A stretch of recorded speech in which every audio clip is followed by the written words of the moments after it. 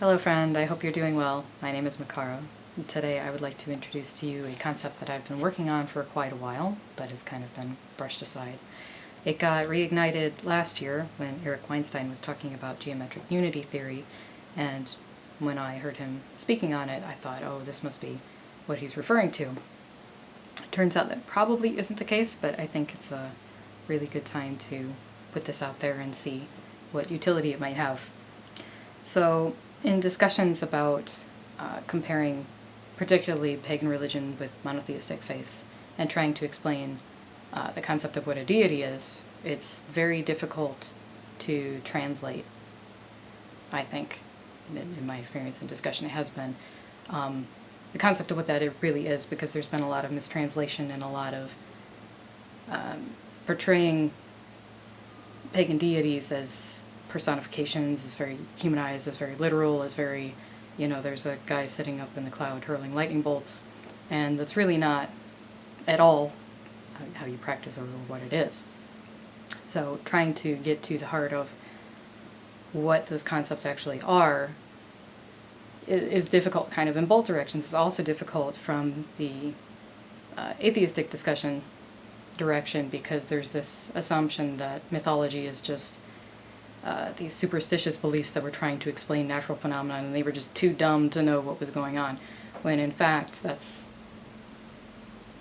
not necessarily what it's for. It's mythopoetic language that's trying to speak to these other concepts of what are happening, and the more that we delve into quantum theory and the more that we explore, the more that there's things at other levels of perception with the addition of scientific tools and especially algorithms and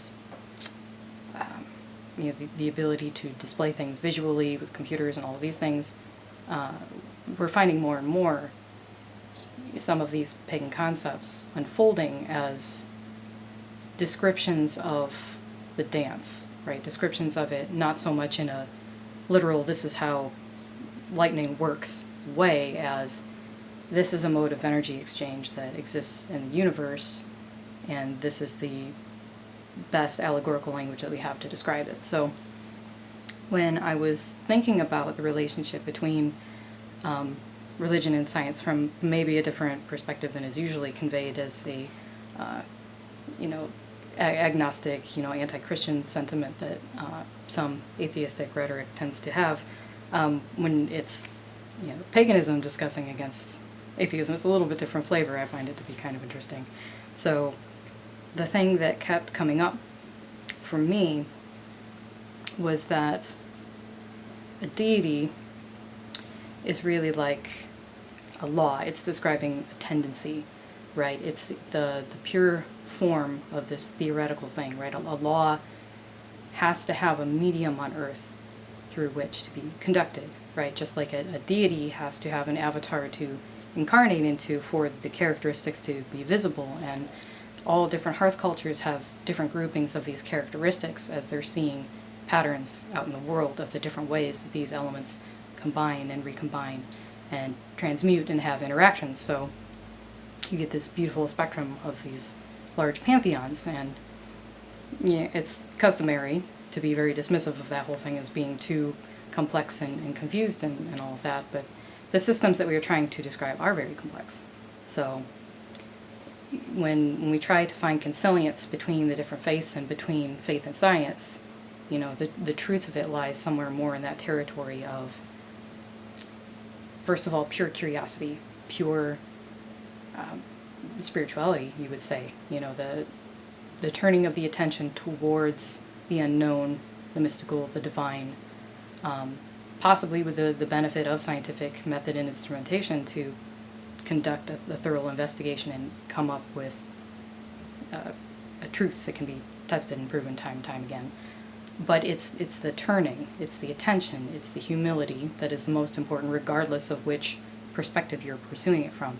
And the foundations for the science and math that we have came from curious people, a lot of them pagan, a lot of them Muslim, in the ancient world, who in their faith and their spirituality and attention turned towards the divine and trying to understand the way the world is and the way it works.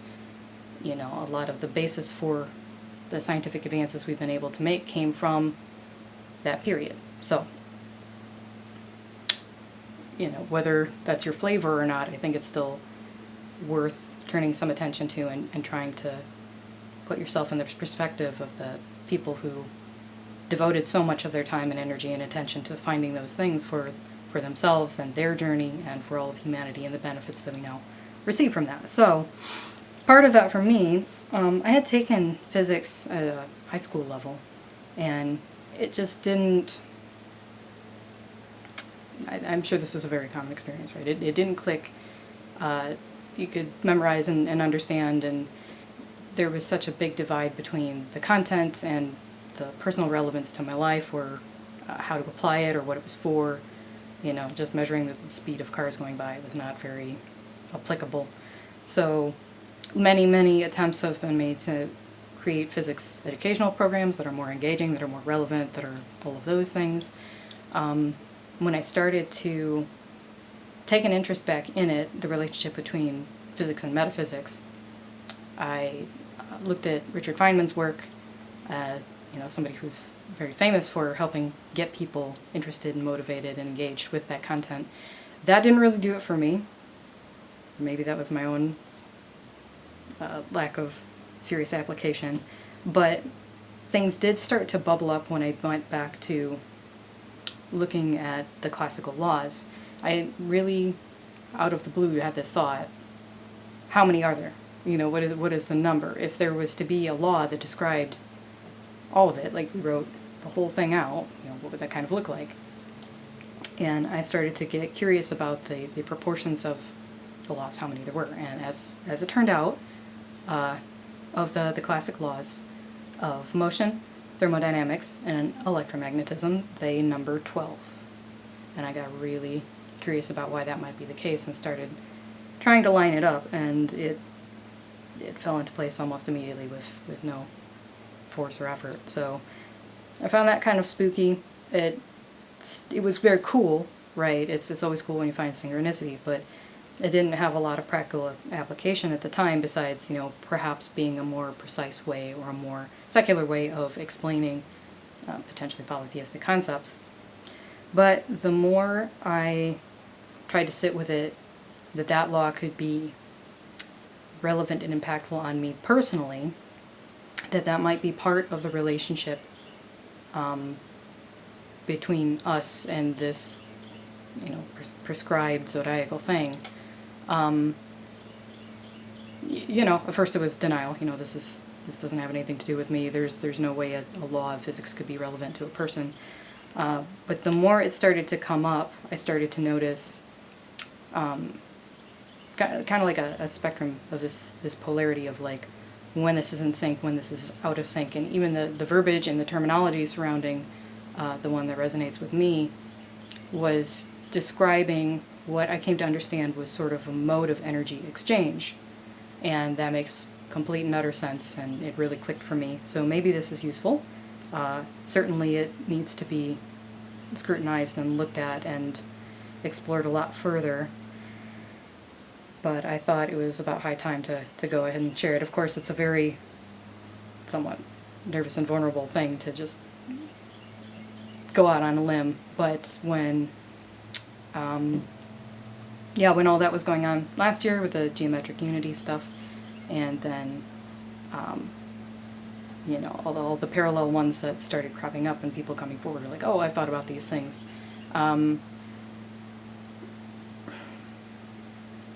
It's weird looking back on this whole year has been so incredible and miraculous and crazy, looking back at all of the different theories and concepts and projects and things that I've gotten to listen to, people sharing within the community that cropped up around these IDW speakers, and it's just amazing and miraculous. And regardless of the merit of any one proposal or platform or software or any of those things that came out of the people that were emboldened to come forward because of what Eric did, I'd like to point to the spirit of that itself, the curiosity itself, the pursuit of truth, and although of course the success has been very mixed, but the mode of wanting to come together with other people and do that and share in the times that has been successful as a coming together rather than a competition or one-upmanship or my project is cooler than yours and we should all lump in on this one and follow that. The times when it has been magical and the discussions that have come up that have been generative and have felt like a first foray into people really being able to be authentic and express themselves and venture into these really gated topics, especially the very academic ones. There's all of these roadblocks that tell you, you're not doing real science, you're not a real mathematician, you're bad at this. There's always going to be somebody out there who's doing more important things and doing it better, and we shouldn't be spreading our grant money so thin. We should only be focusing on the things that work, and put all our chips down on the tried and true professors that keep churning out papers. And it really is a magical time for I don't want to say it necessarily as amateur, but for the people who felt that was not available to them, or that they were not included, or they didn't belong, to put their ideas forward, to have discussions with other people. And it's uncommon. It's I don't know if it's unprecedented. That's way too far to say. I'm sure there are periods of time in history where this sort of renaissance was occurring, but for now, I find it to be very inspiring and hopeful to see people engaging in this, because there is still real risk. It's not like we've come a long way from being excommunicated and labeled crazy for talking about things like geometric unity. Until things are solidified, they're subject to extreme criticism and scrutiny and social pushback, until their utility is proven, not even just their truth, but their utility. And it's a very brave time for the common person to feel like they have a valuable contribution to make, and to be coming into that space with humility and gratitude and curiosity. So I'd just like to throw that part out there. So without further ado, the physical laws of motion correspond to the primary motivation power. That became very apparent to me. It's what I'm the most familiar with, so that clicked pretty quickly. I am an extreme novice. I really can't speak to a personal understanding of any of these very well. I've been trying very hard to study and understand and get as far into it as I could. But I am not to be regarded as any sort of expert. I would really love, if nothing more comes of this, then for people to have an easier time of grasping and memorizing and finding some relevance in just the laws themselves, regardless of the parallels I'm trying to draw of what they mean. That would be great, because that's a huge gap in our educational system. Even for me, it was available to me. There was no barrier. There was no tension. It wasn't required. And still, even having every advantage, it was difficult to grasp the way that it was presented. And I'm not saying that my school did a bad job. It's just, I think, the way of it, and it's been an ongoing challenge. So if nothing else, if this sparks any sort of interest or connection to physics itself, that's enough for me. But I do think that there's some really interesting applications. So power motivation goes with laws of motion. The wisdom motivation goes with the law of electromagnetism. And the love motivation goes with the laws of thermodynamics.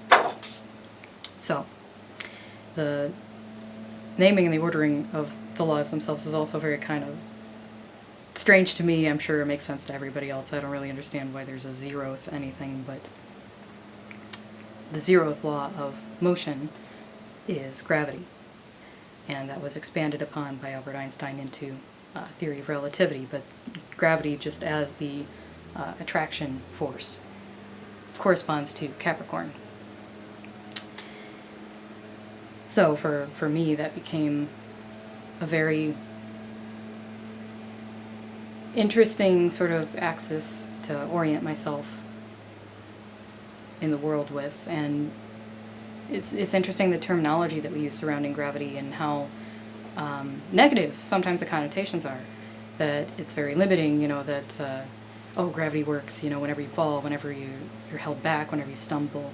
A lot of romantic, flowery language has to do with escaping gravity or, not being held down anymore and beating it somehow, like it's in an opposition to you.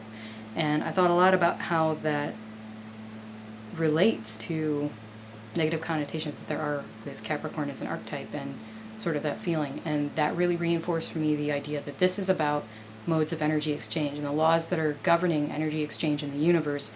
We are not exempt from, and they're affecting us in our exchanges, in our social exchanges, and the energy that we're bringing to a situation, not just in terms of vibration or high vibe, low vibe.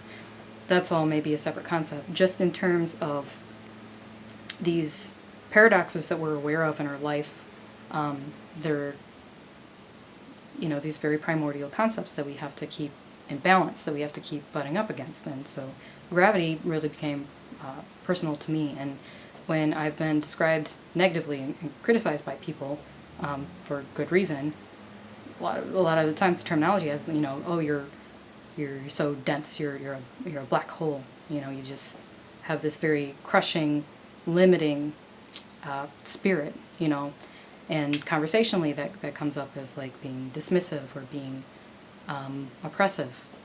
And those are all very common criticisms when the zodiac has been used as some sort of personality typing, which is not necessarily what it's for. And I don't think personality is quite the same as what we're talking about with energy exchange. There has been more work done, I guess I can't say recently, kind of recently, in exploring energy exchange modes in the workplace, particularly any other time this psychological exploration is funded or becomes relevant. It has to do with like business or commerce in some way. So with team building or human resource or morale or any of those kind of things, now there's more validity and relevance being attributed to. There's like the one that's like the 4-color system. You're a yellow person, you're a blue person, having to do with the way of exchange, and of course Myers-Briggs and Hexaco and all of those are very much more accepted and standardized now. But I think that all of those are not grasping what I'm referring to here as far as the primordial mode of exchange, right? Because gravity has this paradox to it, right? When things are held at the correct distance, we're supported, we're held, we're attracted, we're spaced, we have fit, right? But when there's too much, when it's too dense, when it's sucking in, it devours even light, it devours everything. And yeah, I think that speaks very much to that archetype. So meditating on that and really internalizing it and looking at it personally was helpful to me in a way that other things haven't been, and I guess that is very strange to say, to relate to a law personally, but I'm throwing that one out there first just because I can speak to it, and we'll run through the other ones. And hopefully other people can chime in and better illustrate and inform, and perhaps even have personal connection, have something like that to report as far as their human experience and what they're working through, and how using physics language, just like using mathematical language, using any other language to try to express these very abstract psychological concepts and really communicate with one another. I'm very hopeful about the outcome of that.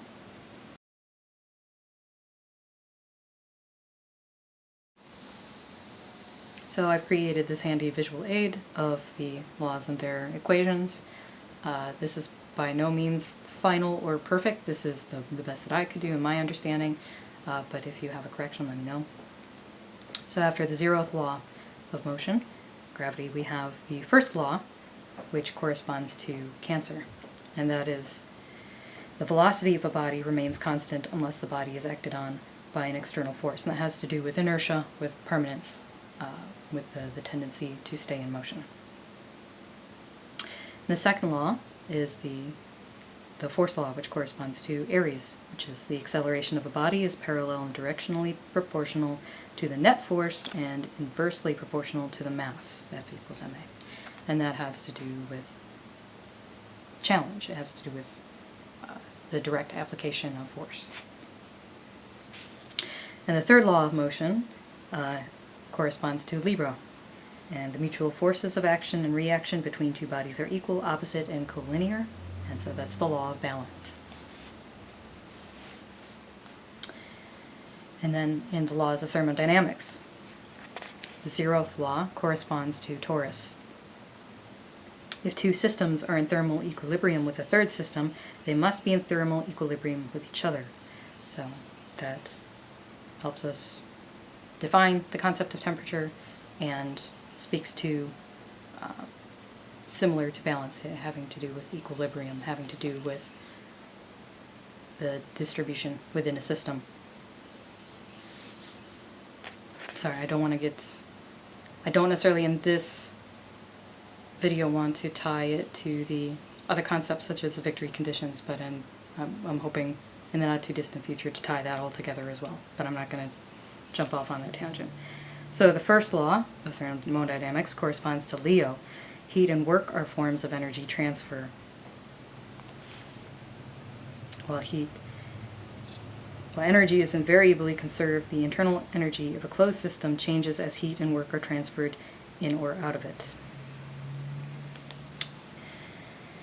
The second law of thermodynamics corresponds to Scorpio, and that is the entropy of any closed system not in thermal equilibrium must always increase. So that is the universe expanding concept, which is very interesting and controversial. My partner and I were just reading about the theological opposition to that concept in particular, and saying, we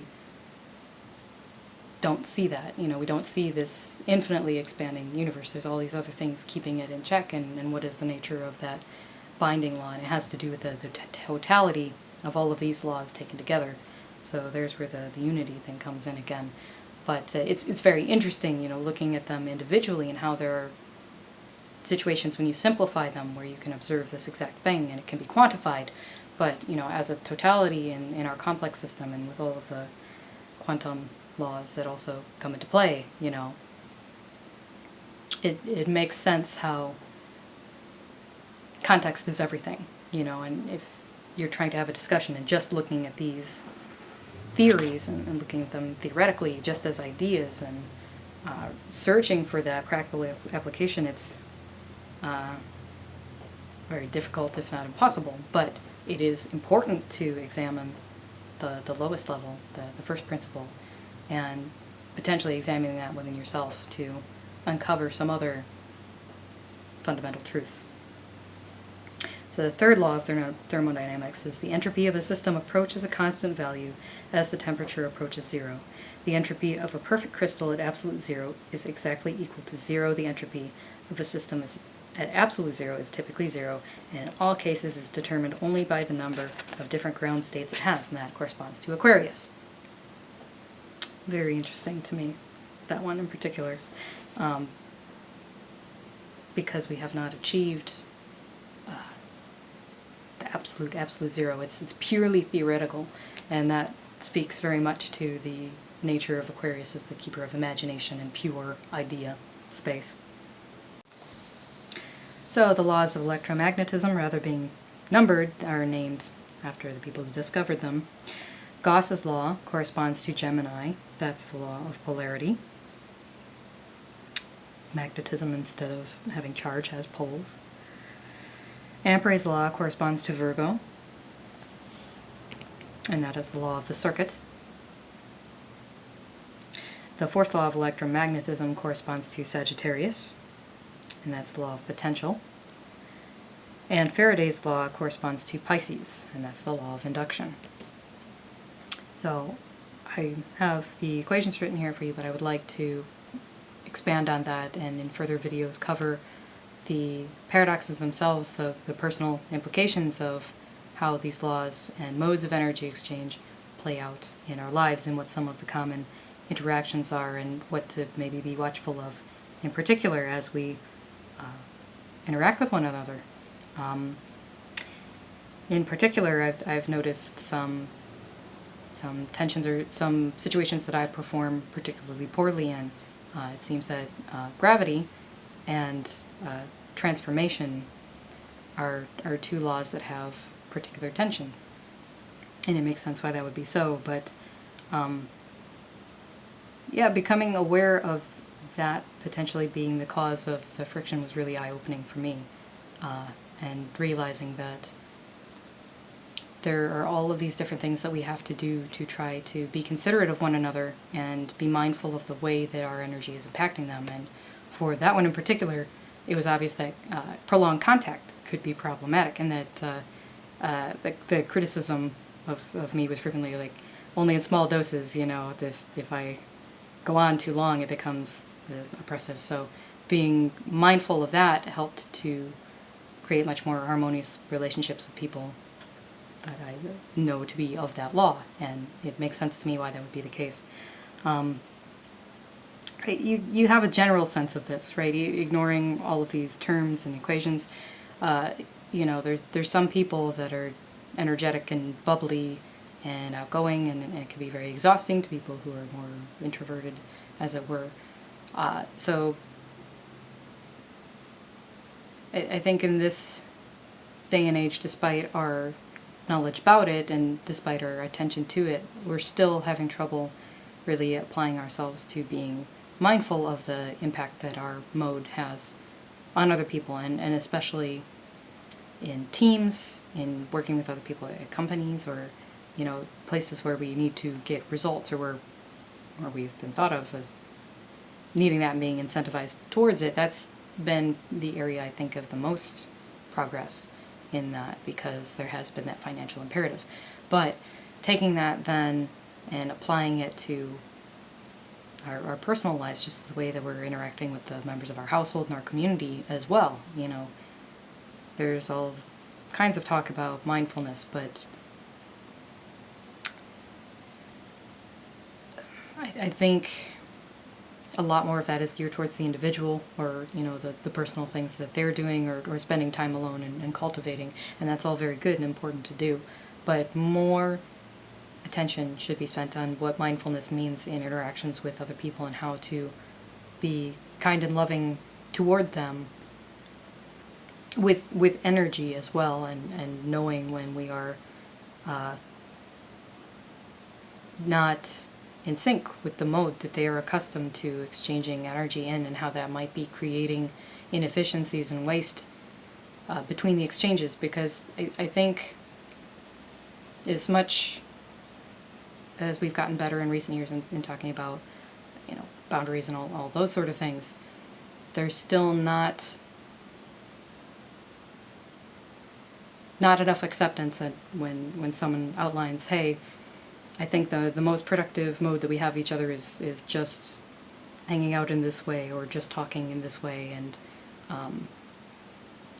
I love you, but spending an entire day is too much. There's needs to be much more candid discussion about how to give each other permission to stick within the parameters that give us those quality results. And a lot of the research that my partner and I have been doing recently has to do with group dynamics, and how to have productive conversations, and what conditions make it more likely that things will not devolve into an argument or a debate, how to make it more likely that people will have a genuine connection, or feel that they are safe and able to speak authentically and bring up perhaps vulnerable things about themselves. What are the conditions for that in a group? How do you gauge perhaps like the temperature of a conversation? How do you get feedback in real time about how people feel the conversation is going, whether they're enjoying it, whether they're bored, all of those things. And yeah, there's very interesting research being done into how to potentially use machine learning to evaluate some of those things, evaluate conversations or videos and look for things like that, like how to gauge them as generative. But there's still a very real need for humans, for facilitators or moderators, or just each of us as an individual and as, you know, a companion in a conversation, to be aware of these things and police ourselves for the mode of energy that we're bringing forward, perhaps even the elemental mode or the phase of life that we're speaking from. And those are all concepts that we're delving much further into now. And thank you so much for sharing this time with me and humoring me in this strange little concept. Maybe it will prove to be something, maybe it's complete gibberish, I don't know. But I've had a good time even just going back and studying, even though physics is not something that would necessarily play into my day-to-day activities. You know, by rights, it would be a very strange thing to just go into if it's not your personal interest or it's not relevant. But I felt like it was important, and I haven't regretted spending the time on it, even though my understanding is still not as good as other people who are actually good at this, of course.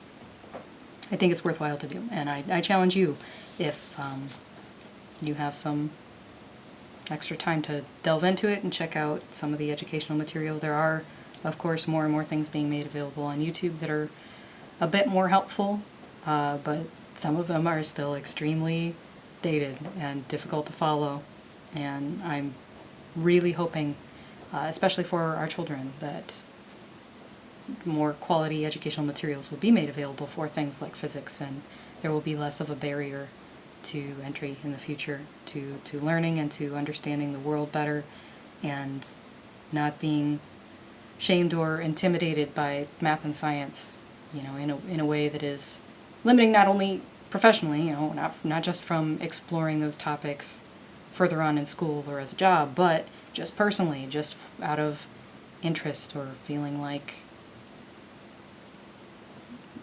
the desire to understand and be curious about nature and the world around us. So I hope you have a great rest of the day. Thank you.